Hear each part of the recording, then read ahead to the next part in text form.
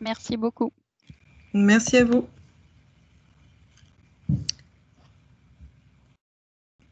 Donc on va démarrer sur cette thématique effectivement qui est vraiment aujourd'hui plutôt dans le terme de l'innovation, de l'expérimentation. Ce que l'on vous propose, c'est côté GRDF, vous expliquer ce qui est en cours, puisqu'on fait ces expérimentations à l'heure actuelle. Et puis après, Géoprocess, Monsieur Verrier, donc vous proposera ce qui est possible de faire. Monsieur Verrier, je ne sais pas si vous voulez dire autre chose en préambule. Non, pas du tout. On va donc se partager la parole, à peu près un quart d'heure GRDF, un quart d'heure Géoprocess avec pas mal de vidéos, et puis ensuite il y aura un film de présentation générale sécurité et prévention, et puis un temps d'échange. Donc juste un petit état des lieux notamment sur le département de l'Isère. Vous voyez ici. Je vais le mettre en plein écran. Donc voilà, le décret anti-endommagement impacte en fait à peu près 5 à 10 millions de travaux par an en France, des travaux qui se déroulent donc à proximité des réseaux sensibles, réseaux qui sont soit gaz, distribution ou exploitation ou transport, des réseaux également électriques ou éclairage public, réseau de chaleur et autres. Donc ça représente à peu près 40% des réseaux en France qui sont considérés comme sensibles. Sur l'ensemble des DO qui sont malheureusement causés, il y en a environ 3000, un peu moins évidemment en 2020, mais à peu près 3000 incidents, donc accrochage de réseaux sur le plan national. Donc, ce qui est quand même à chaque fois une source de mise en insécurité de la zone, et puis des arrêts de circulation, des arrêts aussi concernant les professionnels au niveau des restaurants, hôtelleries, et puis des usagers, on va dire, de ceux qui utilisent le gaz pour se chauffer. Donc, c'est vraiment pour nous un point de sécurité industrielle les plus importants aujourd'hui, et sur lesquels on a un point vraiment particulier. Il y a des gens qui sont dans la salle d'attente. Ouais, ok, il y a quelqu'un qui a dû les autoriser. Très bien. Alors, notre souci aujourd'hui, alors oui, juste un zoom, pardon, je ne l'ai pas fait sur le département de l'Isère. Donc en 2019, on a eu 20 DO, donc 14 sur branchement, puisque c'est vraiment sur les branchements qu'on a le plus d'accrochage, et pour 70% des cas qui étaient liés à l'appel mécanique. Et en analysant de près ces endommagements, il est apparu qu'un seul était dû à un écart cartographique. En 2020, nous avons eu 18 DO, dont 9 sur branchement, et toujours ce ratio d'à peu près 70% de pelles mécaniques à l'origine de l'accrochage. Et par contre, il n'y avait pas d'écart cartographique sur l'analyse de ces DO. Donc notre priorité aujourd'hui, c'est, comme vous voyez, c'est essayer d'éviter ces 70% de présence de pelles mécaniques qui accrochent les réseaux. Donc c'est pour ça qu'on mène une expérimentation, que ça soit, après vous le verrez, avec Géoprocess et puis les deux entreprises que l'on suit actuellement côté GRDF, pour évidemment prendre en compte avec des nuages de points et de manière géopositionnée, donc les ouvrages dans le sol, mais aussi en amont, essayer de rendre en réalité augmenter en fait les marquages au sol, ce qui permet en fait de faire une photo du marquage au sol réalisé manuellement, mais ensuite de pouvoir le recaler sur la cartographie et de le garder en mémoire tout au long du chantier, donc y compris si certains chantiers sont plutôt de surface caillouteuse, ou en tout cas ils ne sont pas sur du bitume, des marquages qui ne sont pas sur du bitume, mais du coup qu'on puisse conserver l'emplacement du marquage assez précisément tout au long du chantier. Donc les grands axes, empêcher la pelle mécanique de terrasser dans la zone d'incertitude des ouvrages. Pour information, on est aussi à la recherche de capteurs en fait qui seraient branchés sur la pelle mécanique et qui biperaient quand on arrive dans la zone d'incertitude, dans le fuseau d'incertitude de l'ouvrage. Mais bon, avec ces éléments-là, sur les premiers tests qu'on a pu faire, effectivement, il y a des soucis sur la précision des technologies, la mise en œuvre de la technologie auprès des opérateurs, l'ergonomie aussi, puisqu'on aimerait bien que ça se passe dans la cabine de l'appel mécanique, et la robustesse de l'équipement. Vous imaginez qu'un capteur sur un godet, c'est pas forcément naturellement robuste. Voilà pour cette petite introduction. Donc, ce qu'on vous propose, c'est de regarder 2 technologies qui sont actuellement en test sur côté GRDF. Donc, le premier film que vous allez voir, il traite la particularité donc, de réalité augmentée par rapport au marquage réalisé, donc de conserver ce marquage et de pouvoir l'avoir en réalité augmentée sur des appareils mobiles comme les téléphones. Et la deuxième partie, alors là, qui sera vraiment sur la captation de nuages de points qui serait recollés donc sur notre cartographie. Alors, que je ne me trompe pas.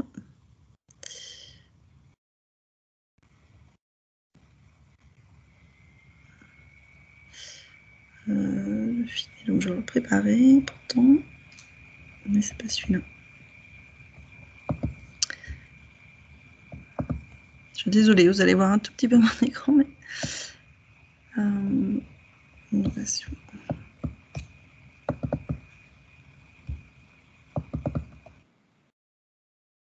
Alors, est-ce que vous entendez le son? C'est pas sûr. Je vais peut-être refaire une manip.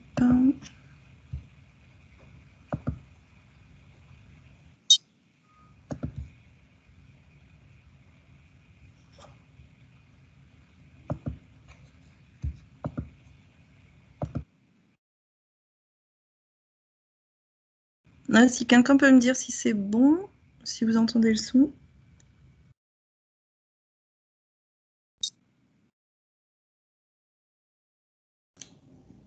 Personnellement, j'entends pas. Oui, on n'a pas d'image et pas de son non plus. Donc, pas d'image, pas de son. Moi, j'ai le son, mais pas d'image. Ni son ni image. Alors, j'entends que certains n'ont pas le son ou pas l'image. Est-ce que... Moi, les deux, pas d'image. Vous n'avez pas l'image, c'est ça? On n'a pas d'image et pas de son du film.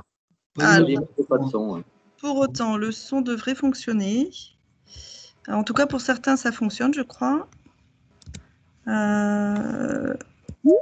quelqu'un peut me dire si ça fonctionne pour certains? Là, on a l'image, mais toujours pas de son. Oui. J'ai l'image aussi maintenant, mais j'ai pas le son. Bah, c'est un peu normal parce qu'il n'est pas parti, mais je vais le relancer là et vous me dites si c'est bon pour vous. Voilà, c'est bon. Il y a les deux.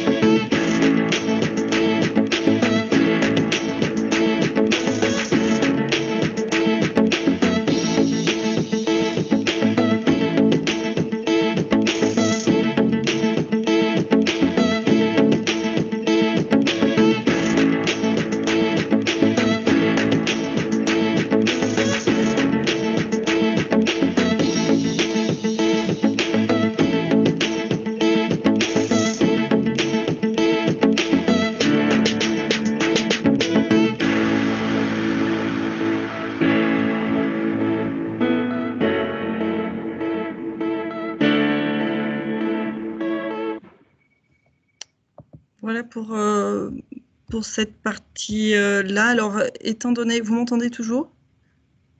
Oui? Oui, on Oui. t'entend toujours. Ah, super. Oui, c'était Oui, bon. c'est bon. Merci. Donc oui, on va peut-être pas passer tous les films parce qu'effectivement, ça avance vite. Juste peut-être vous dire qu'on avance aussi assez bien avec Réseau 3D, même peut-être un peu plus sur un peu plus de chantier.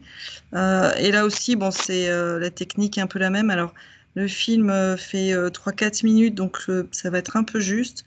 Donc, on va peut-être pas le passer, juste vous montrer quand même la vue qu'on peut avoir. Je pense que je vais la voir directement.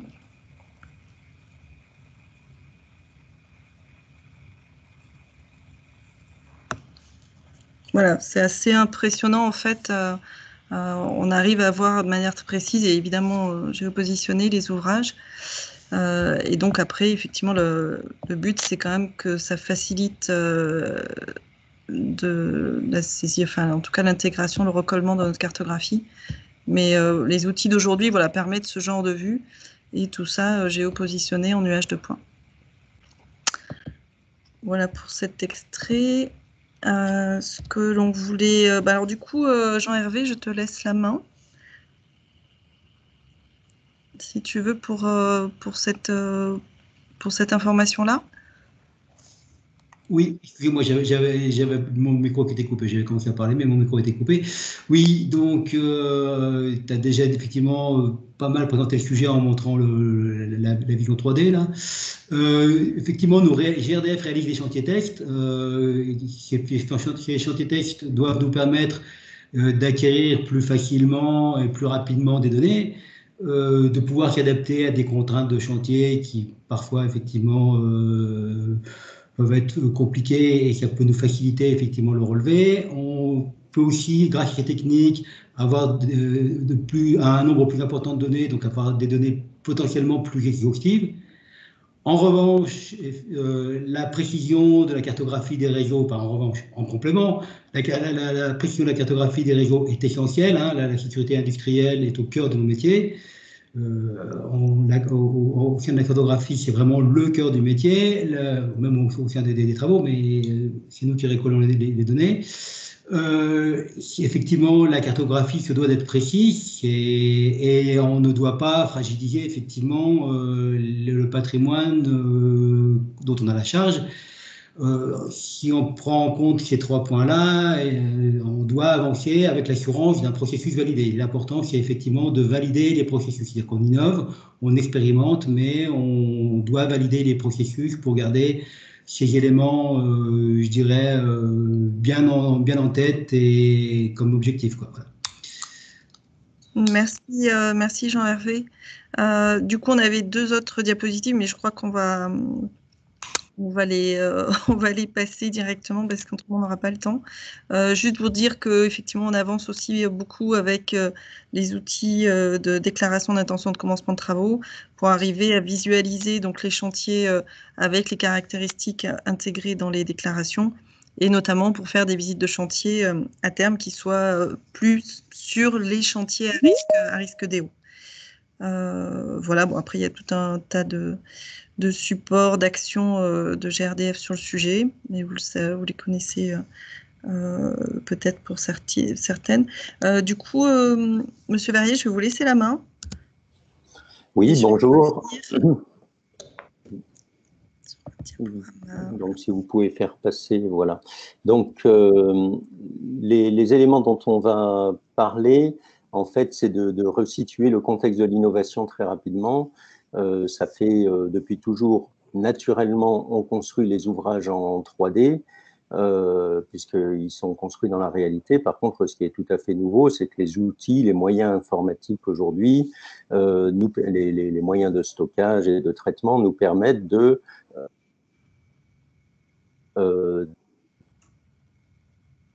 traiter ces données directement en 3D plan, et puis petit à petit la donnée a été enrichie d'attributs avec l'apparition des systèmes d'information géographique. Allô? Oui. Vous m'entendez ou... On vous entendait plus, là, c'était tout haché. Ah. Dites-moi s'il y a un souci, parce que normalement le micro est de... Non, là, c'est revenu, c'est clair et net, là.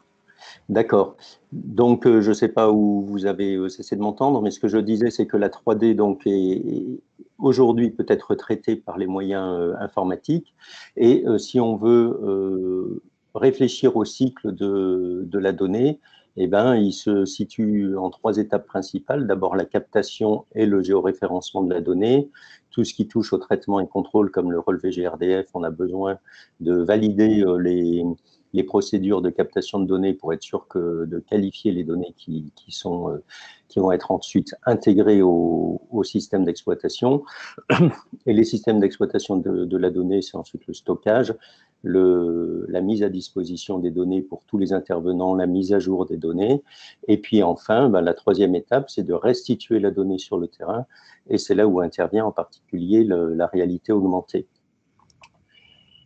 Donc, ce qu'on va vous montrer, c'est ces 3 étapes, 3 vidéos qui vont chacune décrire une étape. Donc, on va pouvoir passer à la première vidéo. Les applications, c'est toutes les applications de...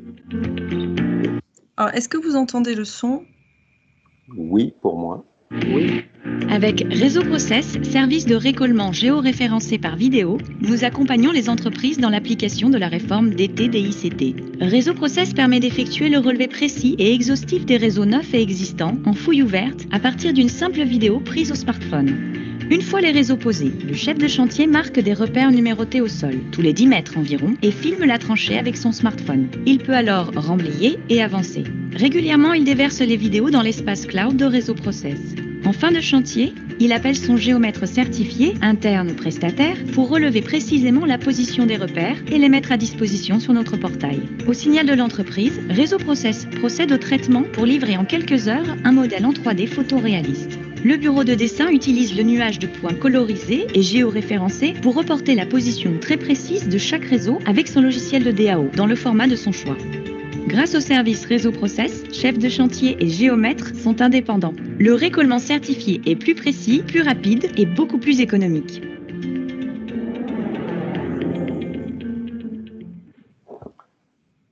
Voilà, donc avec ce système de captation de données, on n'est plus au stade de l'expérimentation à proprement parler, hein, c'est opérationnel en 2020, une année un petit peu hachée en matière de production de chantier, mais on a traité pas loin de 100 km de fouilles comme ça, modélisées en 3D. Donc on est effectivement dans un processus quasiment industriel de production de modèles 3D.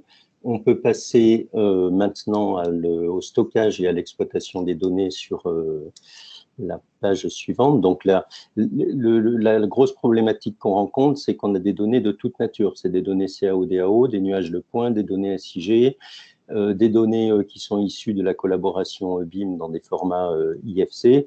Donc, ce qu'on va vous montrer, c'est une plateforme de stockage qui permet aujourd'hui d'organiser toutes ces données géoréférencées et d'en permettre l'exploitation efficace et de permettre le travail collaboratif. Donc, vous pouvez, s'il vous plaît, lancer la vidéo 2. Oui. C'est que je les avais. Alors, il n'y a pas de son, hein. Enfin, vous me confirmez, hein. C'est pour que personne n'étende. Non, il n'y a pas de son. Il n'y a pas de son.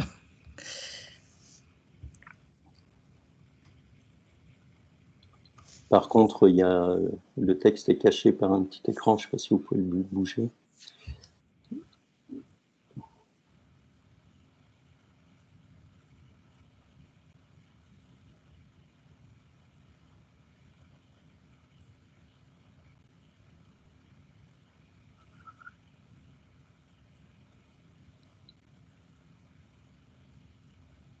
Bon, je pense qu'on a manifestement un petit souci de débit.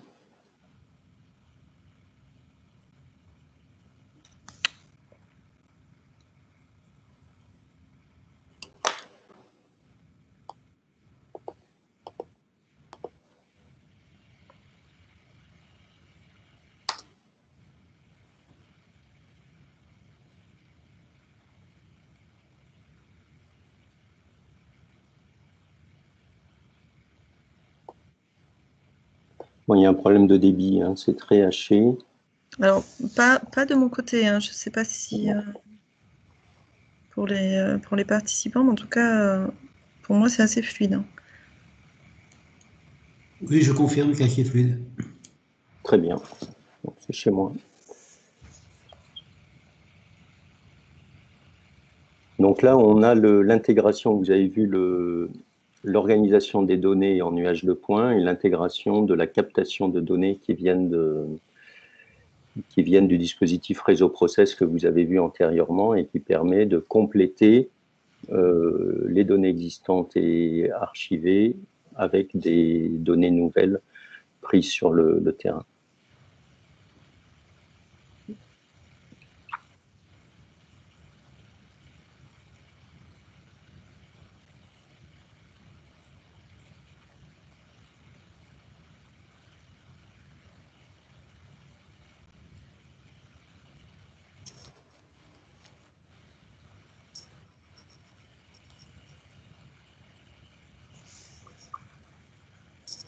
Bon, on a des participants qui nous disent que c'est haché.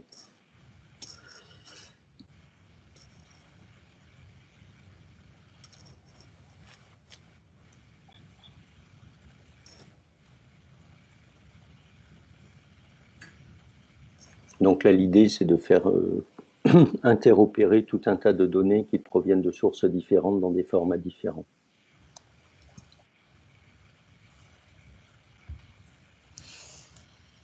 Donc je pense qu'on est à la fin. On tâchera sur le site de TE38 de mettre les vidéos entièrement, peut-être pour que vous puissiez les visualiser. Oui, je confirme, on remettra les vidéos sur le site internet. Voilà. Donc la troisième étape, c'est de restituer ces données sur le terrain. Alors là, ça touche aujourd'hui le marquage piquetage. C'est là-dessus que chez GeoProcess, on a mené nos premières expérimentations. On a fait aussi des réceptions de travaux pour le TE38 en réalité augmentée. Donc ça, c'est à partir de plans de récollement. C'est un concept qui fonctionne. Pour le marquage piquetage, vous allez voir dans la vidéo numéro 3, mais il y a tout un tas d'applications à venir d'exploitation de la réalité augmentée sur le chantier. Ça reste en cours d'expérimentation. On a des étudiants-chercheurs qui sont en train de se pencher sur les mises en œuvre pratico-pratiques de ces solutions. Si vous pouvez lancer la vidéo 3, s'il vous plaît. Oui. Alors, celle-là, il n'y a pas non plus de, il n'y a pas de son. De son, hein. Texte, Ça marche. Ça marche.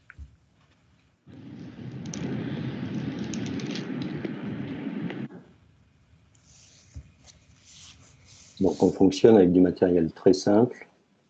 On télécharge les données du serveur de réalité augmentée.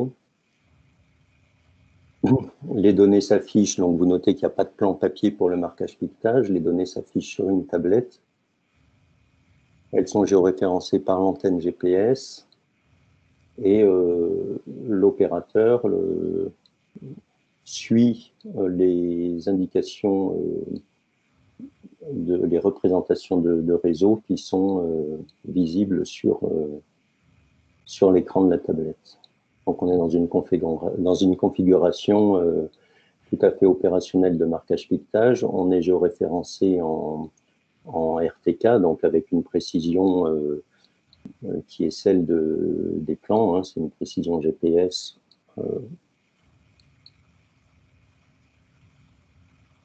standard.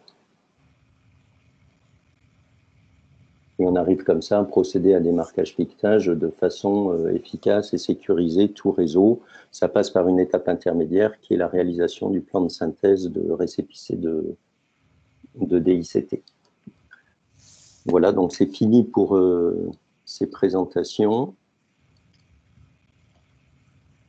Alors peut-être que l'on peut prendre les questions maintenant et puis j'arrêterai à 12h10 pour passer le dernier film de sensibilisation. Peut-être que c'est mieux dans ce sens-là en fait. Oui, volontiers. Ouais. Donc si vous avez des questions avant de poursuivre sur un autre aspect de la prévention des hauts, bah, n'hésitez pas. Alors, une personne nous demande où nous pourrons retrouver ces éléments sur le site du TE38. Peut-être nous le préciser, Madame Lagarde. Oui, oui, tout à fait. On pourra tout retrouver. Il suffit juste de m'envoyer les éléments et moi, je les mets à disposition. Donc ce sera le site, il y a un site spécifique ou c'est le site du TE38? C'est le site de TE38.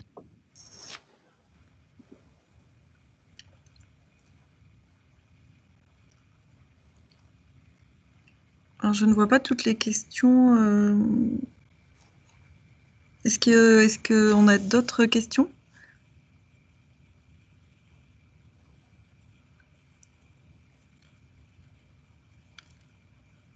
A priori, pas pour l'instant, c'est ça, hein?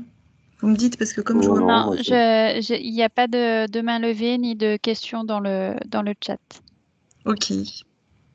Alors, ce qu'on peut faire pour l'instant, le temps peut-être que certains voilà. aient des questions, c'est qu'on va vous présenter un petit film alors qui est vraiment sur une autre facette de la prévention des eaux, avec le verbatim des acteurs de chantier, que ce soit conducteurs de travaux ou pelleteurs.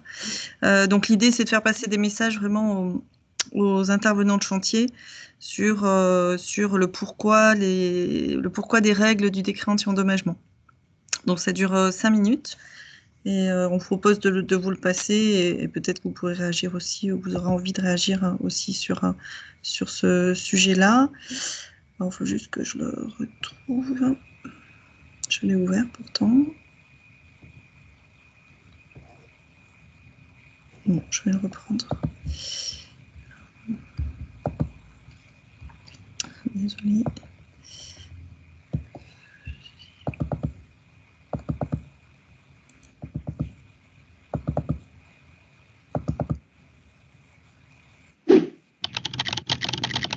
Est-ce que vous pouvez me dire si vous avez bien le son? On a bien le son, oui. Ouais. Oui. Petit rappel des règles pour éviter d'accrocher les réseaux. C'est parti. C'est bon, ça fait 10 ans qu'on est chef de chantier et pelleteur. On le connaît, notre métier, non? Oui. Mais l'année dernière, il y a eu, rien que pour la région sud-est, plusieurs centaines de dommages sur les réseaux sensibles. C'est autant de mise en danger de ceux qui sont sur le chantier et de ceux qui habitent ou travaillent à proximité. Sans oublier, si certains se blessent, les conséquences aussi pour leurs proches. Oh, tout de suite, mais t'exagères. Les explosions et les drames, c'est quand même rare, et heureusement. Mais ça ne doit pas être rare, ça ne doit pas exister. Et sans parler de drame, tu réalises le nombre de personnes qui débarquent sur le chantier? La police, les pompiers, l'urgence gaz, sans compter les transports qui peuvent être stoppés, la circulation suspendue, les activités des commerçants, des entreprises arrêtées. Il faut bien se rendre compte que ça peut représenter jusqu'à des centaines de milliers d'euros pour la collectivité. Alors, j'exagère là? Disons que t'es un peu rabat-joie. Bon, règle numéro 1. Sur le chantier, j'ai avec moi la DICT, la déclaration d'intention de commencement de travaux, et les plans de tous les concessionnaires. Gaz, électricité, eau, etc. Oui, c'est réglementaire. Pas de DICT, pas de plan, pas de travaux. Franchement, pas besoin de les regarder plus que ça. Hein.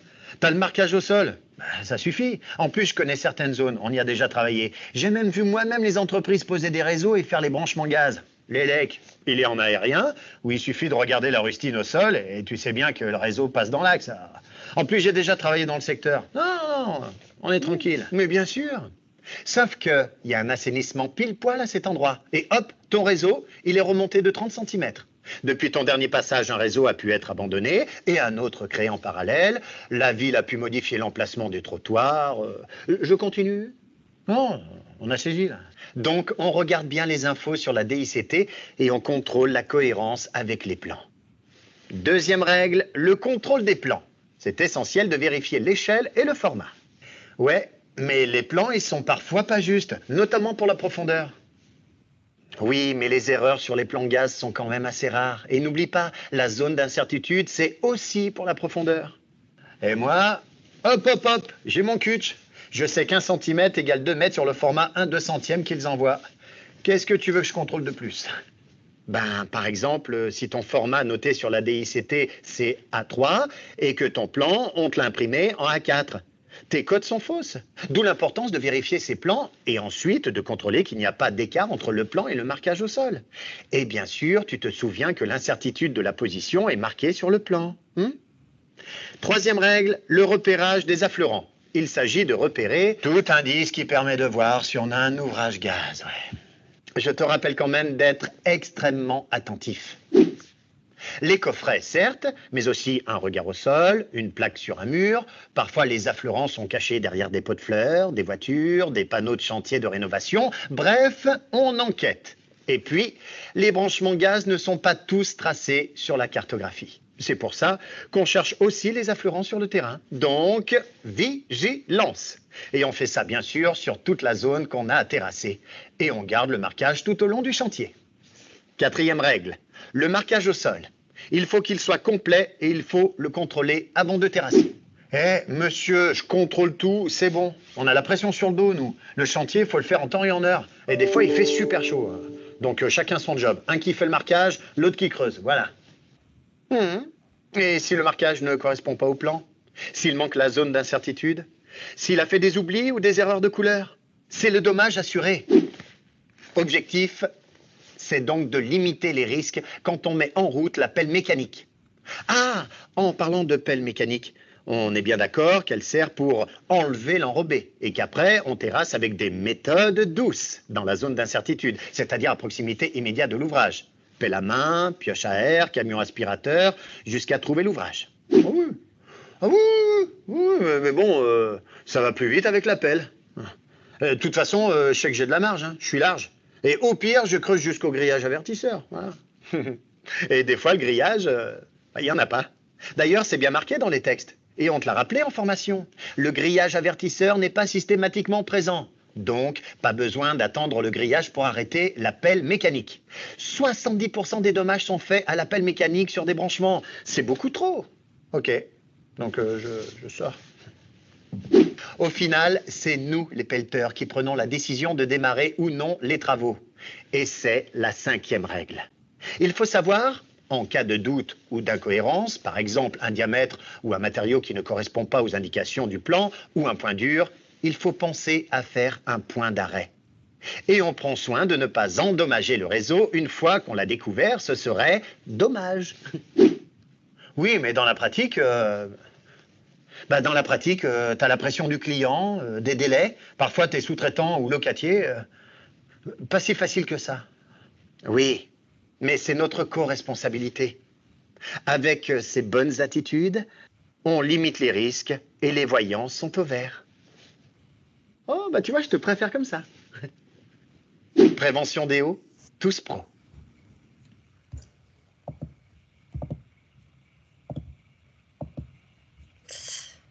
Voilà pour ce ton qu'on a voulu décaler en fait par rapport à ce qu'on peut faire de manière plus classique.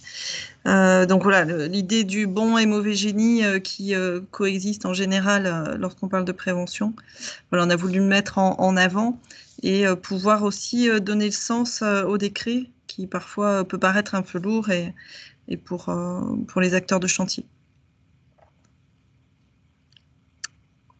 Donc, je ne sais pas si de nouveau, enfin, si on a des questions.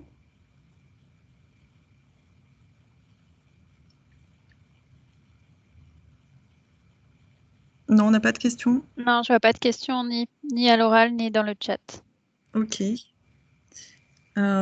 Pour nous, c'est ok.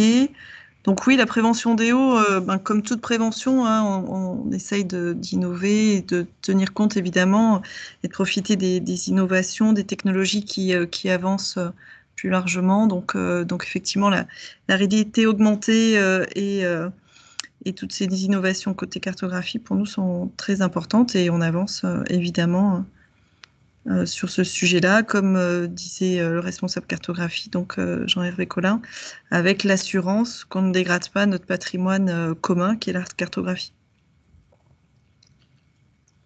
Monsieur Verrier, je ne sais pas si vous voulez dire un mot. Moi, ce qu'on peut ajouter, c'est que important, parce qu'on est dans un rythme d'évolution technologique et d'innovation qui est très rapide, c'est très important de qualifier les modes opératoires au fur et à mesure pour garantir que la précision est maintenue, parce qu'il ne s'agit pas simplement d'innover pour innover, hein. Il y a des contraintes qui sont des contraintes réglementaires, donc on innove dans un contexte réglementaire et la finalité, c'est bien de garantir la sécurité sur les chantiers, c'est pas autre chose. Donc, il faut à chaque fois veiller aux questions de précision, de fidélité, de tous ces processus, se méfier des processus qui sont pas très bien calibrés parce que c'est facile de faire des choses à peu près dans le domaine du chantier. Donc, il y a cette vigilance-là particulière à avoir. Et puis, comme ça va très vite, je pense que l'année prochaine, on aura d'autres innovations à présenter ou des étapes supplémentaires. Donc, maintenez-vous éveillés. On publie sur les sites, sur les réseaux sociaux, l'avancée de ces innovations au fur et à mesure. Donc, ça va... Pour les personnes que ça intéresse, il y a véritablement possibilité de satisfaire sa curiosité.